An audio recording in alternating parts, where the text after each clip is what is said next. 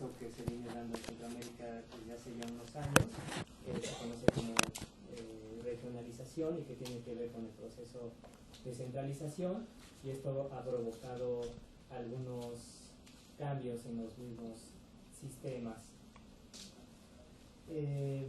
Bueno, antes que nada debo de mencionar que mucho del proceso de centralización en esta región tiene mucho que ver con una herencia colonial en el que muchas familias y los negocios son familiares, y los nexos en ese sentido, el proceso de descentralización se caracteriza por eso. Las empresas son familiares y hay fuertes lazos en ese sentido.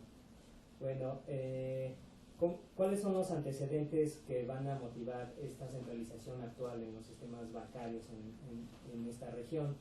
Primero, van a ser varios factores. Hay un incremento de los vínculos económicos transfronterizos.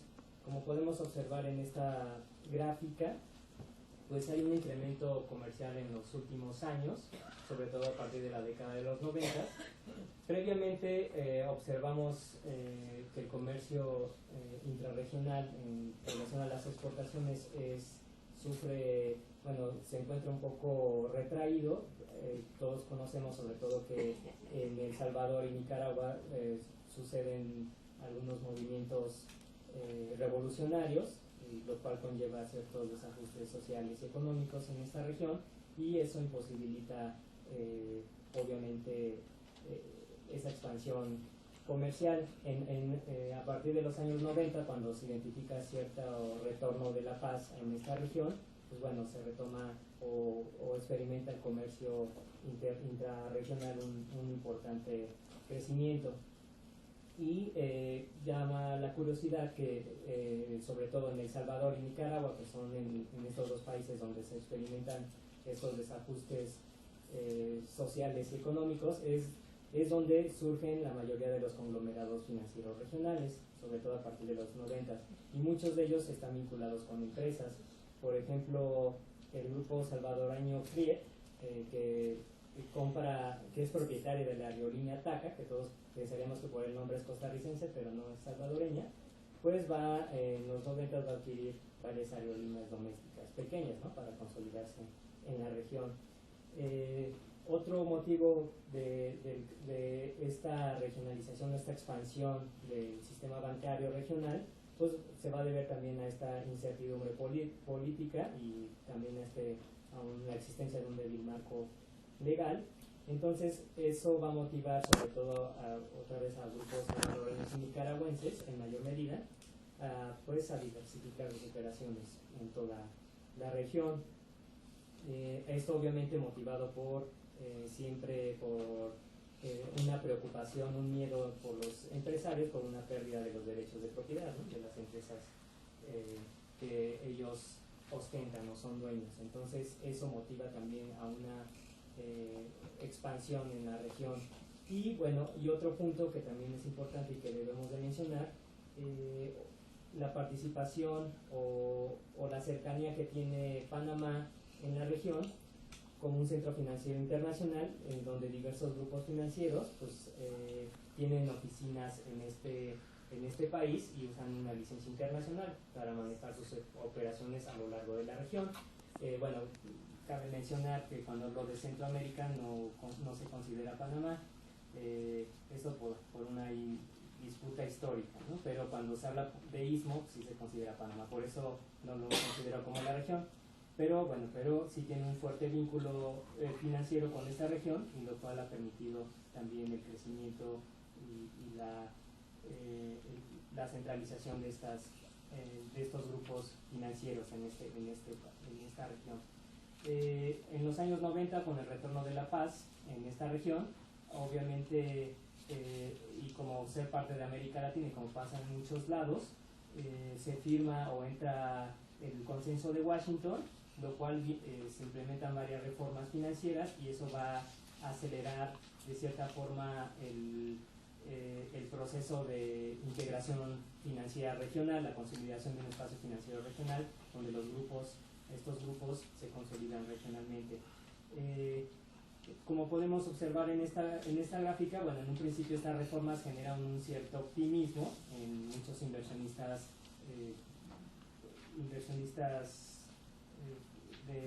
bancarios, lo cual, pues bueno, se crean algunas instituciones en estos países. Podemos observar que son más de 100. Claro, después de un proceso de ajuste, ¿no?, quebrarán las más pequeñas, algunas otras serán absorbidas obviamente por las más grandes. Entonces este proceso de centralización pues se acelera, ¿no?, posteriormente. Primero hay esa etapa de optimismo en los años 90 y digamos que ya entrado los 2000, ese proceso se acelera de centralización y se reduce el número de participantes. Aún así, al ser una pequeña región, pues estamos hablando de más de 70 instituciones bancarias.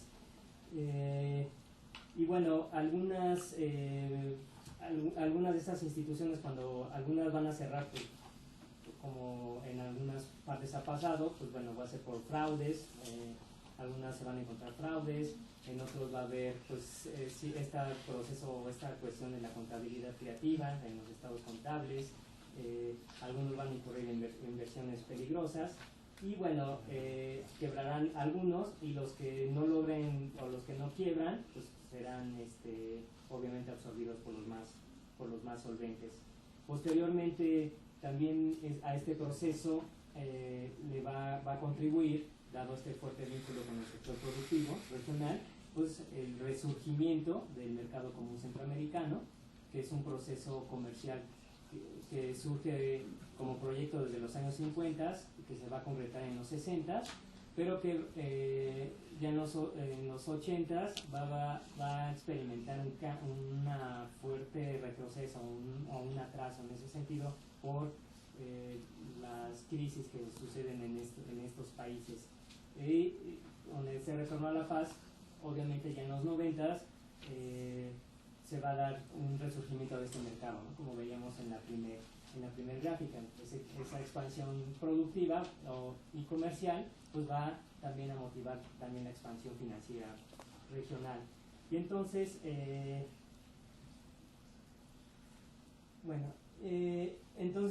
pero en los últimos años, en los últimos 7 o 5 años, ha habido una fuerte o una importante penetración de la banca internacional de origen, de algunos países, ¿no? Nos puede sonar HSBC de Inglaterra o Scotiabank de Canadá, y algunos bancos del mundo o Citi de los Estados Unidos, y algunos bancos que no necesariamente son del mundo desarrollado, como Bancolombia o el Banco Azteca, y que operan en estos países, y que algunos no van a consolidar en estos países, sino en sus casas matrices o en algunos, en el caso de HSBC, pues en Panamá, que en años recientes, en últimos meses, va a ser adquirido por Bancolombia. Entonces, las operaciones de la región. Pero también podemos observar en la parte de abajo de los bancos de capital regional, que también son importantes y que comparten precisamente este mercado, ¿sí? Entonces, en un principio,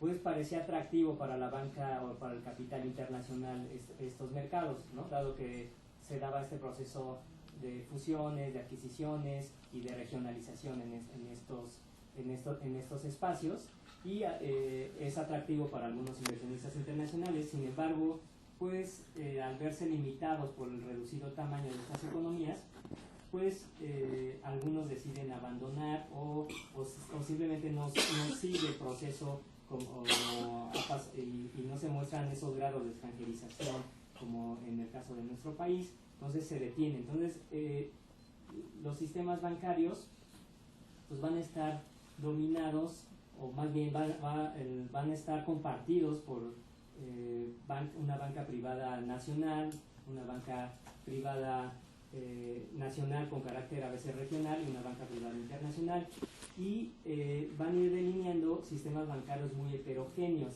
En Costa Rica, como podemos observar, y desde los años 50 va a predominar una banca pública muy fuerte, concentrada en 2 bancos, ajá, y que van a concentrar una importante cantidad del mercado bancario.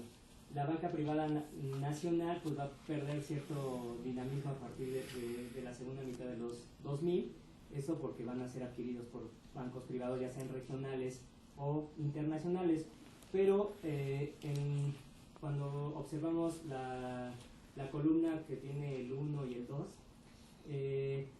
los primeros son los privados regionales y la segunda es los privados internacionales. Entonces observamos que este mercado pues, es compartido, ¿no?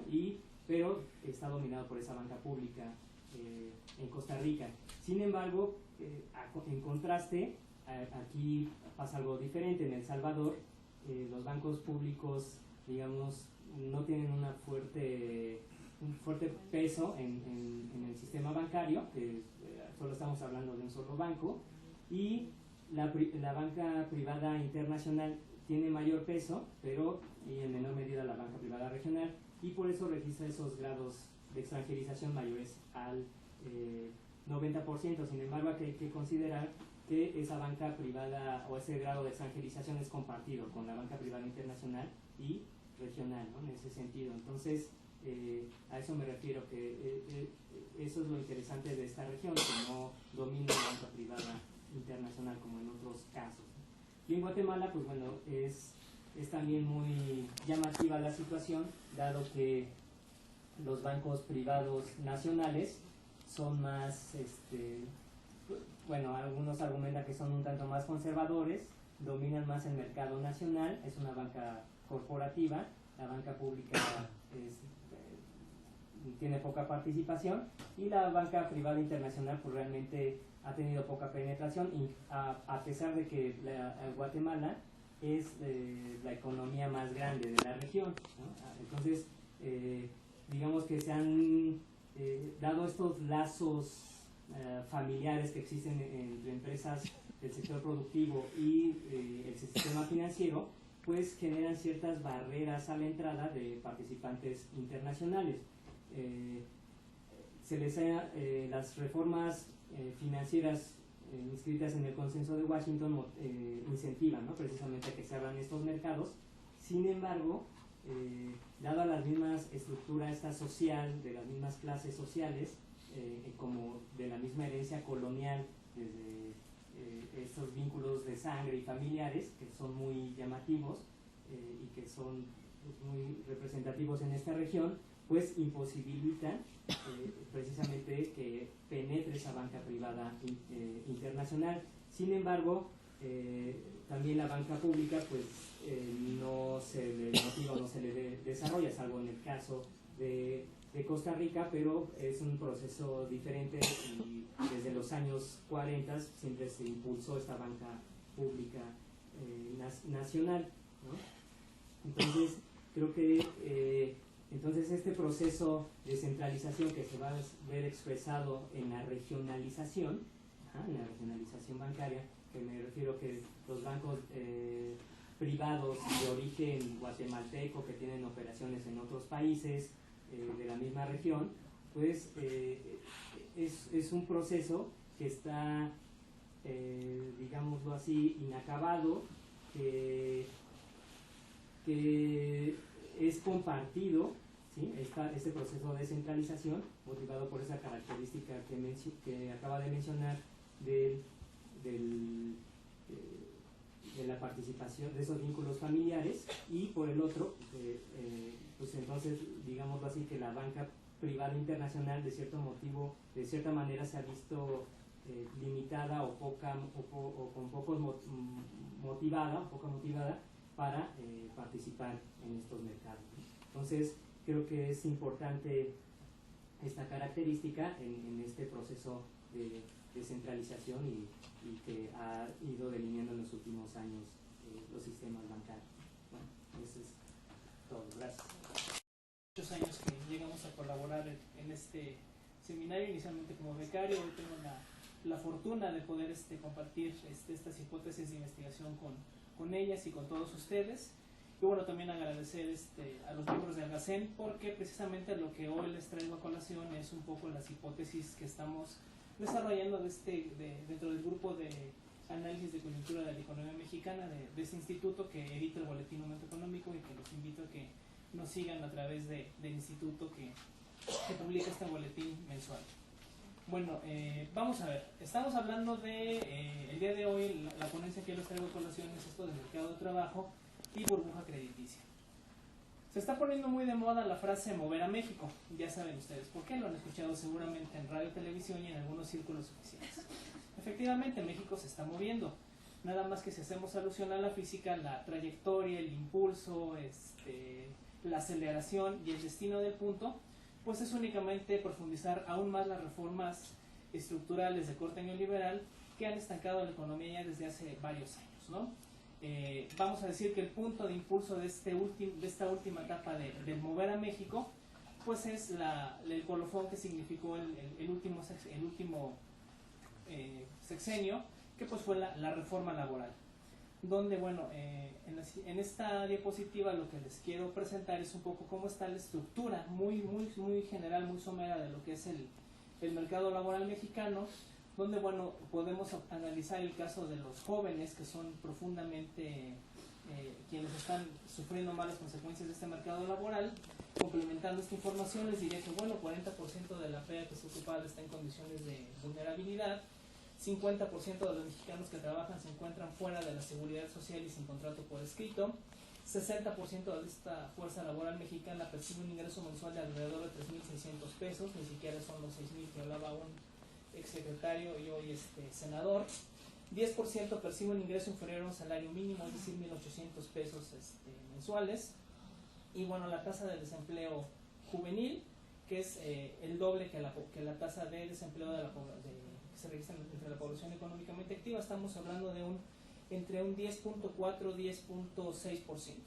En esta diapositiva lo que quiero que veamos es que 1.5 millones de jóvenes están desempleados, 7 millones de jóvenes están empleados en el sector informal y 1.3 son desocupados, es decir, están arriba en algunos casos o son la mitad, perdón, de estos problemas que se presentan en el mercado laboral. Hay un fuerte déficit en la generación de empleos. En el último informe de gobierno, el anterior presidente hablaba mucho de los 600.000 empleos creados hacia el final de su mandato. Bueno, habría que decir que más o menos hemos estimado que se crearon 2.2 millones de empleos en el sexenio anterior, pero a la población económicamente activa se incorporaron 6.9 millones de personas, es decir, hay un déficit de casi 5 millones de personas. Evidentemente el empleo no es un factor preponderante para estos últimos gobiernos, y aquí surge una de las hipótesis que quiero compartir con ustedes. Evidentemente estamos llegando a un punto en el cual la crisis nos deja en evidencia de que el capitalismo o el capital en su forma más concreta ya no requiere de una gran masa de trabajadores para subsistir. El capital se está concentrando todavía más, entonces permite altísimas tasas de ganancias en los mercados financieros a costa de tener una gran masa de trabajadores desocupados.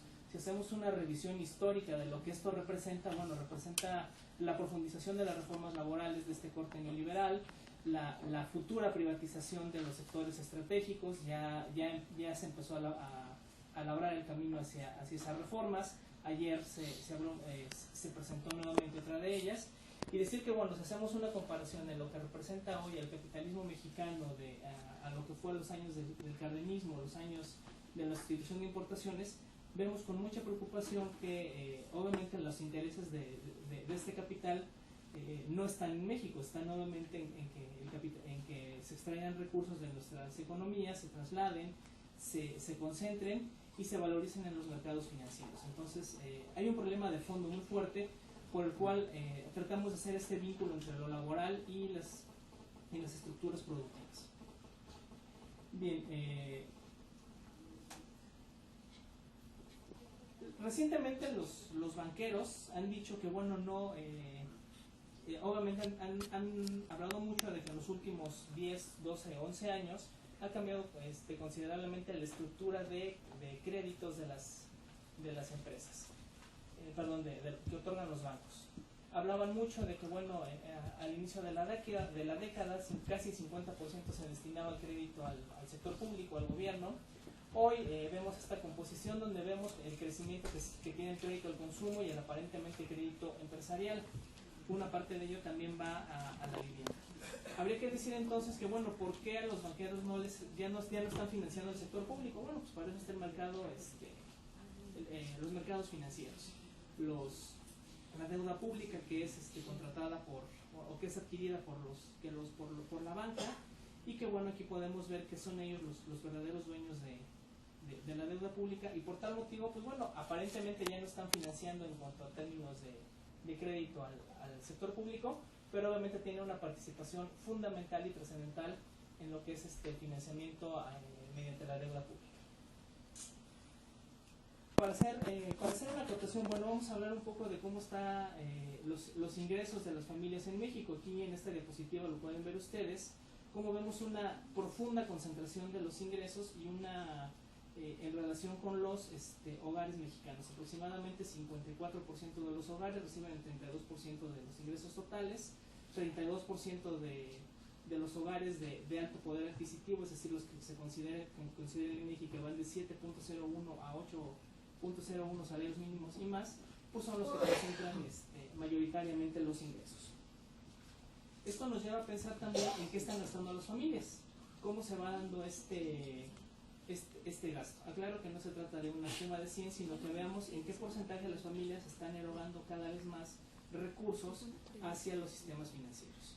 Vemos, por ejemplo, que el 28% de las familias gastan en servicios médicos, casi el 60% en transporte público, 45% en artículos y servicios educativos, pero lo que ha crecido mucho es lo que el INEGI llama erogaciones financieras y de capital monetario, que ahorita vamos a detallar a mayor razón.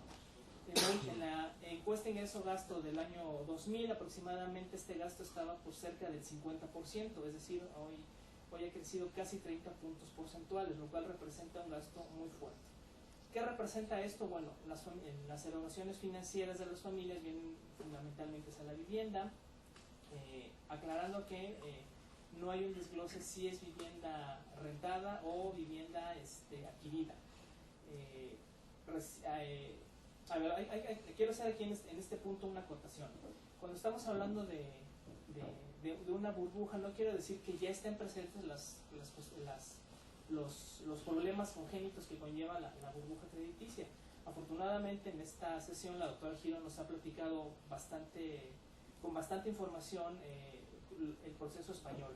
Bueno, nosotros estamos viendo en el largo plazo, se están empezando a generar a embrionar las problemáticas que pueden generar estas dinámicas en un futuro, esperemos que lejano, pero que es el momento en el cual, si realmente queremos mover a México, deberíamos empezar a tomar acciones, y una de ellas precisamente va encaminado a que el capital financiero no obtenga grandes ganancias a partir de prácticamente apropiarse del salario de los trabajadores.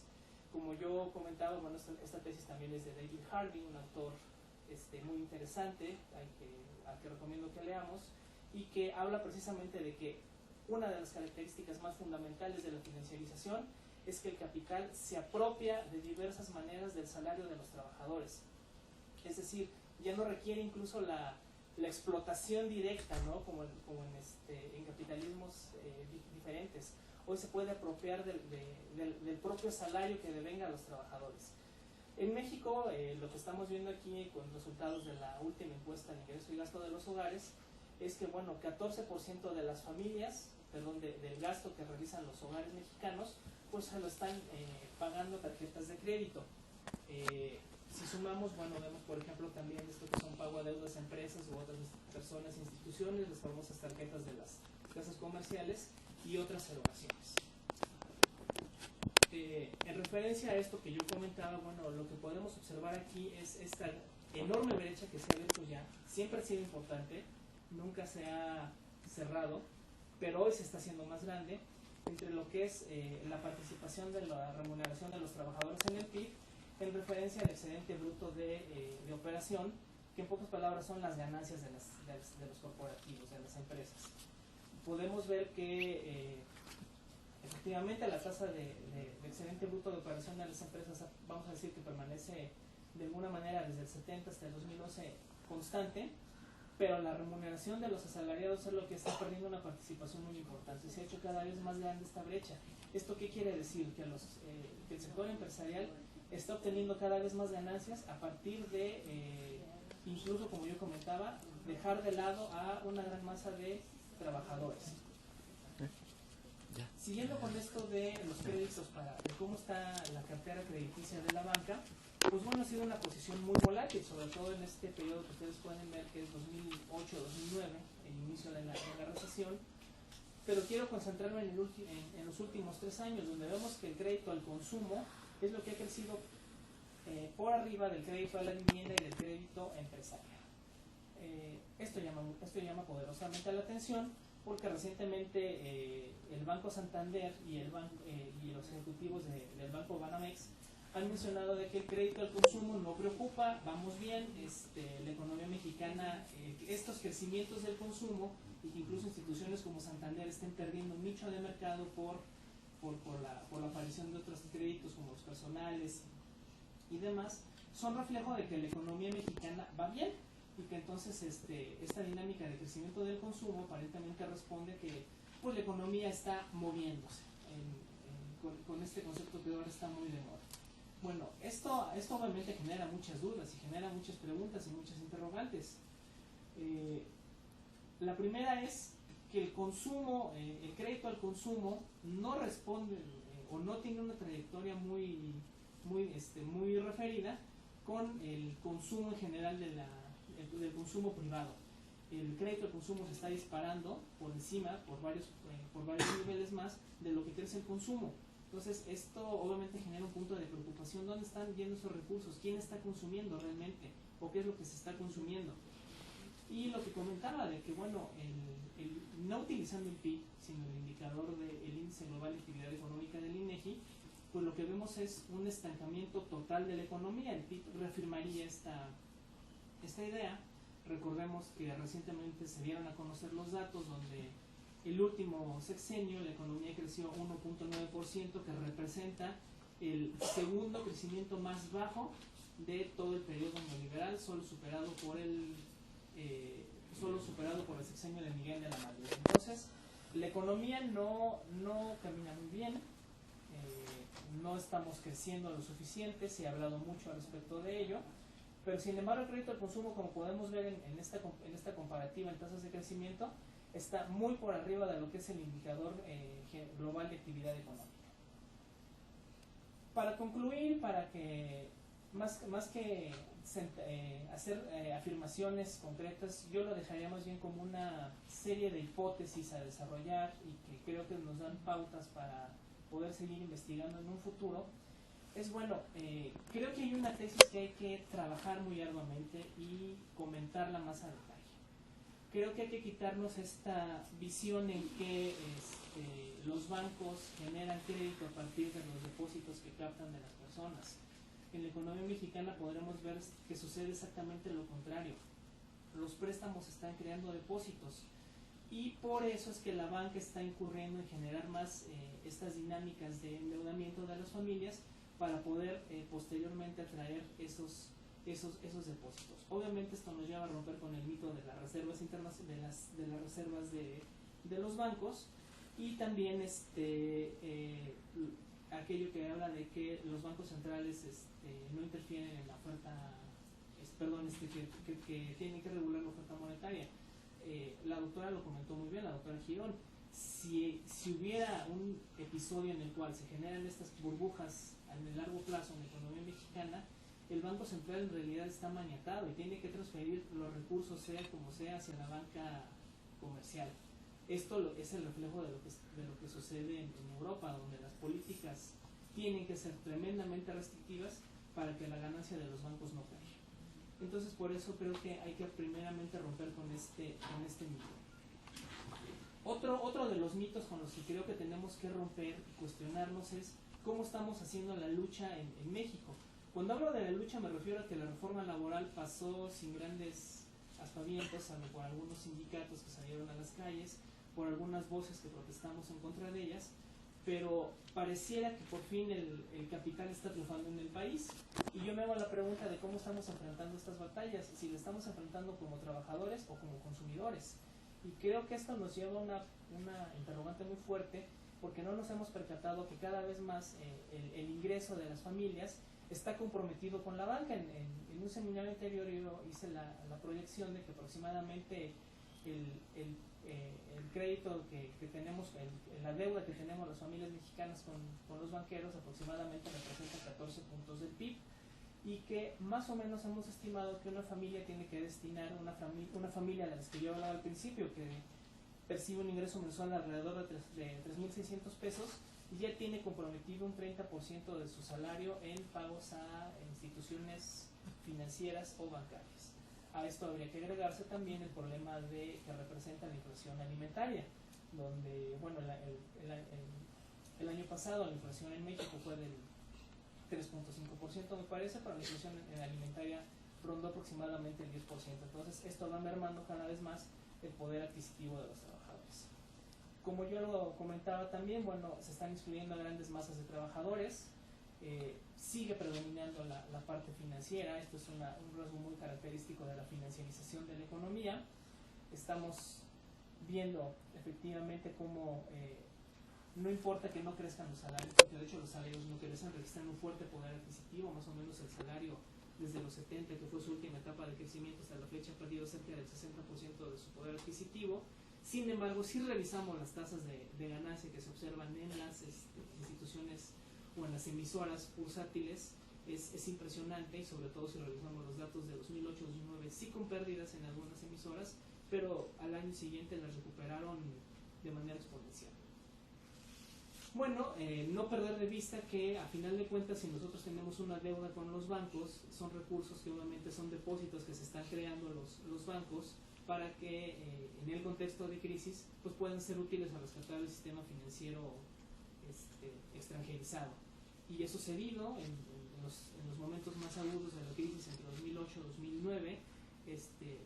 Literalmente pasaron la charola, el Citi vino a pasar la charola a América Latina y vino a pasar la charola a México, y inmediatamente se dispararon los datos, ya aquí no del Citi sino del BBVA, que el 40% de sus ganancias sale de México. O sea, es algo impresionante. Un solo país les genera, y solo una economía les genera el 40% de sus ganancias.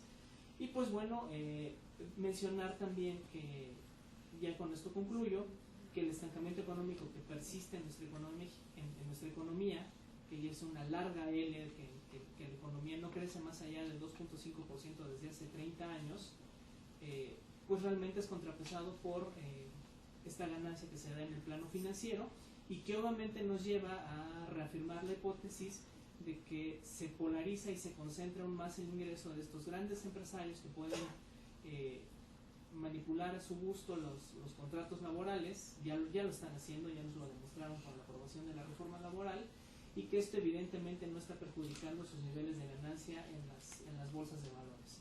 Pues bueno, para no robar más tiempo, aquí podríamos seguir hablando de muchos de estos temas durante horas. Quiero nuevamente agradecer la invitación al seminario, y espero que pues podamos, como les comentaba, ¿no? No se trata de hacer formaciones concretas, duras, sino de que generar hipótesis y temas de discusión mucho más fructíferos. Bueno, muchísimas gracias. Con la inclusión financiera.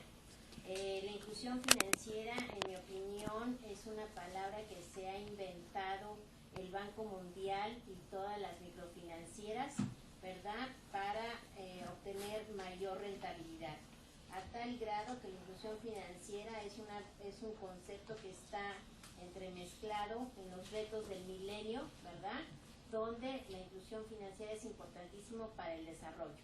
En mi opinión, yo no estoy de acuerdo, se me hace totalmente falso, porque quienes están más metidos en esto son las microfinancieras, y principalmente los microcréditos, en su mayoría, en un gran porcentaje, son para las mujeres. Entonces las mujeres somos realmente muy rentables al pagar microcréditos con tasas altísimas. Estos datos están en el internet, ustedes los pueden allí encontrar.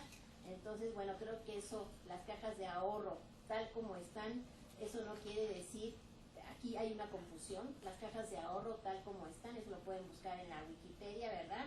Es una definición totalmente diferente a microfinancieras. Las cajas de ahorro en sí fueron la pequeña banca de desarrollo en la cual se fundamentó el desarrollo, ya lo dije, de las pequeñas y medianas empresas en España. Hoy estas han desaparecido, pasan a ser bancos, por lo cual tienen otros objetivos.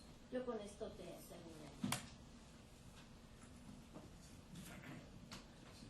Tal vez complementando un poco el concepto, efectivamente es totalmente distinto en México y en España. O sea, aquí las uniones de crédito fueron las que pretendieron ser la caja de ahorros tipo español, aquí en México, que ahí están funcionando. La pregunta es: ¿a quién están dirigidas las normas de Basilea III y sobre todo qué organismos del sistema financiero mexicano deben cumplir con estas normas y qué organismos no tienen la obligación de seguirlos? Basilea III es de aplicación general para las autoridades de los países y para las instituciones financieras. A quien está dirigido es fundamentalmente a las autoridades regulatorias y supervisoras de los sistemas financieros de cualquier economía, y existe la obligatoriedad de formas de medición y de adopción de cierto tipo de normas también, los estándares, como le llaman los mexicanos, para dar cumplimiento a ello. Entonces sería para todos. O sea, es un foro de discusión internacional. Bueno, era un foro de discusión, se volvió en un mecanismo ejecutivo de análisis, diseño y discusión de políticas. Actualmente son las dos organizaciones más importantes. O sea, el G20 y la Junta de Estabilidad Financiera incorporan dentro de ello lo que es el Banco Internacional de Pagos, que era el vigilante de los bancos centrales y los sistemas de pagos a nivel nacional, y quienes son ahora pues en parte son los diseñadores y ejecutores de las políticas mundiales y nacionales en alguna forma, ¿no? En la medida en que los gobiernos de los países han perdido grados de libertad en el diseño y ejecución de políticas financieras y económicas, ¿no?